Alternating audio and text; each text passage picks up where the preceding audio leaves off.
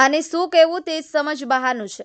સરકાર દ્વારા લોકહિત અને જનકલ્યાણની અનેક યોજનાઓ અમલમાં છે, પણ અનેક યોજનાઓ લોકોની જાણ બહાર હોય છે અને કેટલીક જનકલ્યાણની યોજના વહીવટી કારણોસર ખરેખર લાભાર્થીઓ સુધી પહોંચતી નથી।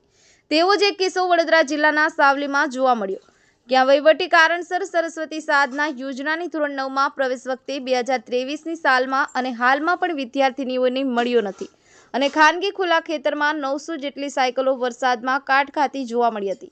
સાવલી ડેસર તાલુકામાં સરકારી રાહે સરસ્વતી સાધના યોજના હેઠળ કન્યાઓને વિતરણ કરવા પાત્ર 900 જેટલી સાયકલો સાવલી પાસેના એક ખાનગી માલિકીના ખેતર કમ્પાઉન્ડમાં ધૂળ ખાતી અને વરસાદમાં કાટ ખાતી ખુલ્લેઆમ પડી રહેલી જોવા મળી હતી। આ લાલિયાવાડી સરકારી તંત્રની કે એજન્સીની એ અંગે સવાલો ઊભા થયા છે। પ્રાપ્ત વિગતો અનુસાર ગુજરાત સરકાર દ્વારા સામાજિક કલ્યાણ અને ન્યાય અધિકારિતા વિભાગ તેમજ આદિજાતિ વિભાગ દ્વારા સરકારની સરસ્વતી સાધના યોજના હેઠળ દર વર્ષે પ્રાથમિક શાળામાંથી માધ્યમિક શાળાના ધોરણ 9માં અભ્યાસ કરતી